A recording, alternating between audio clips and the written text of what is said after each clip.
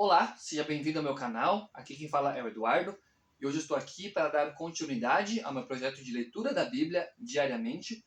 Hoje lendo a Bíblia Brasileira de Estudo, uma Bíblia cuja tradução é a Almeida Século XXI, dando continuidade aqui ao capítulo 7 do livro de Marcos, já no Novo Testamento, o Evangelho de Marcos, capítulo 7, que no versículo 1 tem como título A Tradição dos Anciãos. Versículo 1. Os fariseus e alguns escribas, vindos de Jerusalém, foram encontrar-se com Jesus. E repararam que alguns dos discípulos de Jesus comiam pão com as mãos impuras, isto é, sem lavá-las. Pois os fariseus e todos os judeus, guardando a tradição dos anciãos, não comem sem lavar as mãos cuidadosamente. Quando voltam do mercado, não comem sem antes se purificar. E receberam muitas outras coisas para observar, como a lavagem de copos, de jarros e de vasos de bronze. Então os fariseus e os escribas lhe perguntaram: por que os teus discípulos não vivem segundo a tradição dos anciãos, mas comem pão sem lavar as mãos? Jesus lhes respondeu: hipócritas, bem profetizou Isaías acerca de vós, como está escrito: este povo honra-me com os lábios, seu coração, porém, está longe de mim. Em vão me adoram, ensinando doutrinas que são preceitos de homens. Abandonais o mandamento de Deus e vos apegais à tradição dos homens. Disse-lhes ainda: sabeis muito bem rejeitar o mandamento de Deus para guardar a vossa tradição. Pois Moisés disse: honra teu pai e tua mãe, e quem amaldiçoar seu pai ou sua mãe, certamente morrerá. Mas dizeis: se alguém disser a seu pai ou sua mãe, o que de mim poderia se receber como benefício é corbã, isto é, oferta dedicada ao Senhor, vós o desobrigais de fazer alguma coisa por seu pai ou por sua mãe. Dessa forma, invalidais a palavra de Deus pela vossa tradição que transmitistes, como também fazeis muitas outras coisas semelhantes. E, chamando outra vez a multidão, disse-lhes: ouvi-me, vós todos, e entendei. Fora do homem não há nada que, entrando nele, possa torná-lo impuro.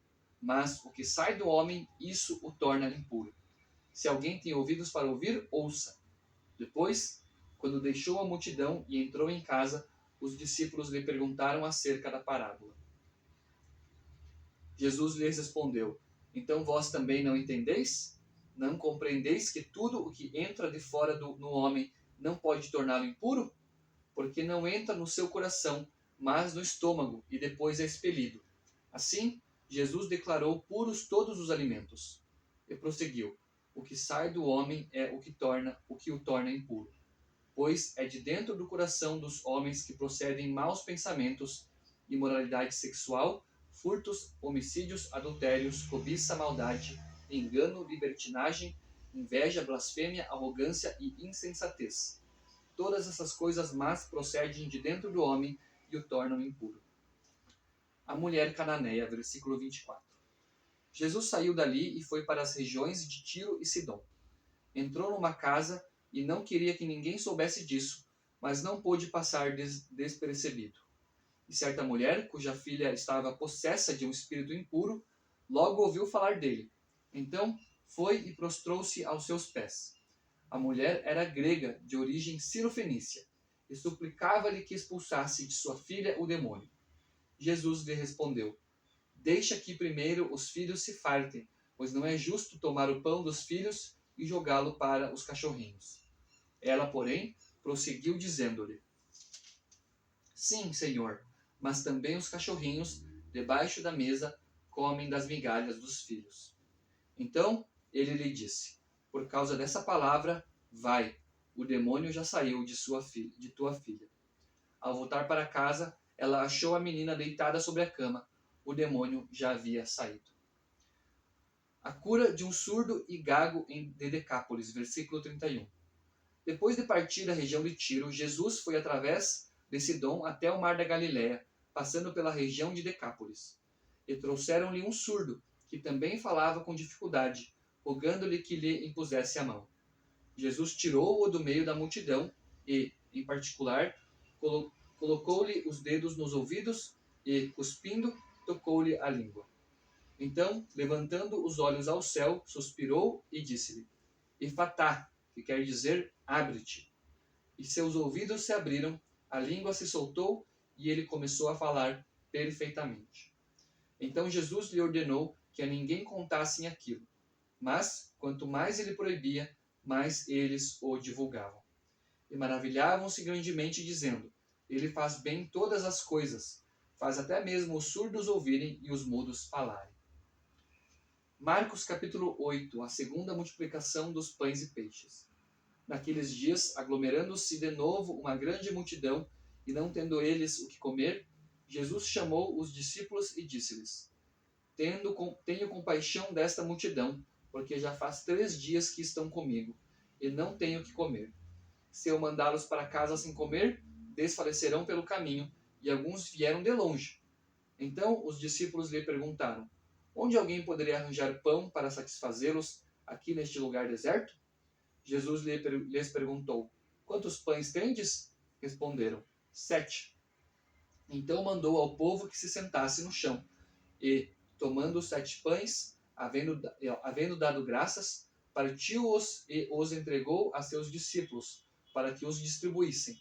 E eles os distribuíram entre a multidão. Tinham também alguns peixinhos, pelos quais deu graças, ordenando que fossem distribuídos. Todos comeram e ficaram satisfeitos, e encheram 7 cestos com os pedaços que sobraram. Cerca de 4.000 homens estavam ali, e Jesus mandou-os para casa. E, entrando logo no barco com seus discípulos, foi para a região de Dalmanuta. Um sinal do céu, versículo 11. Então vieram os fariseus e começaram a discutir com Jesus, pedindo-lhe um sinal do céu para o colocar à prova. Depois de suspirar profundamente no íntimo, disse: Por que esta geração pede um sinal? Em verdade vos digo que não será dado sinal algum a esta geração.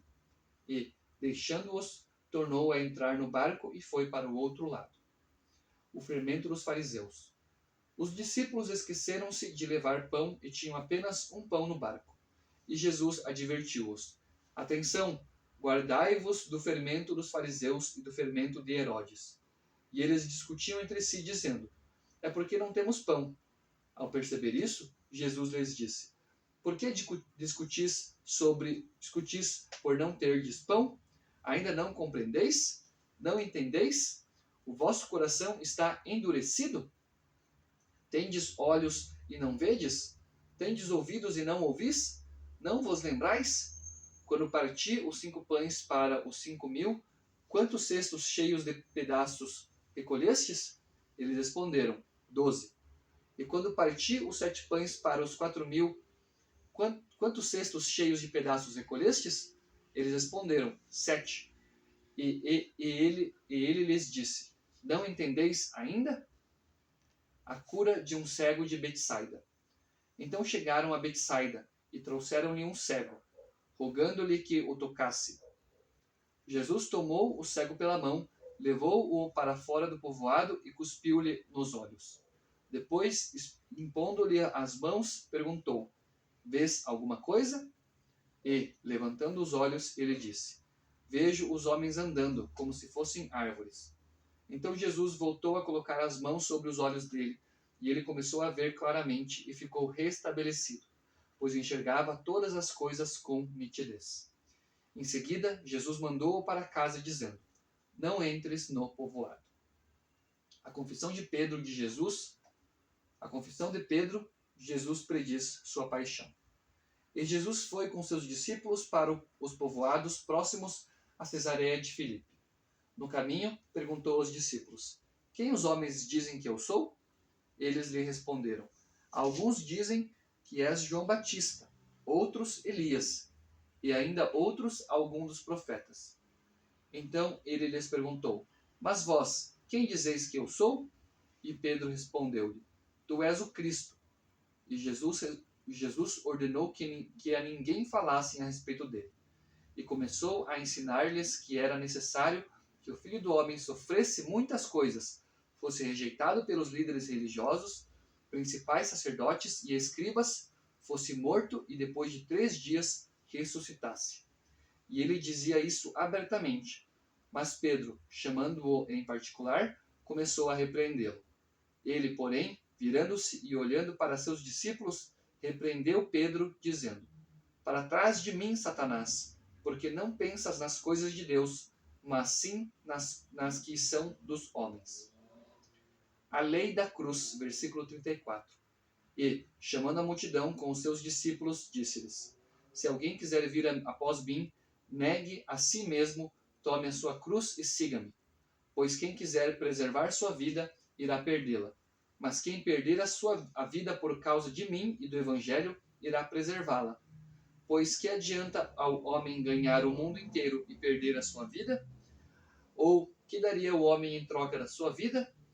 Quando o Filho do Homem vier na glória de seu Pai com os santos anjos, ele também se envergonhará de quem se envergonhar de mim e das minhas palavras nesta geração adúltera e pecadora.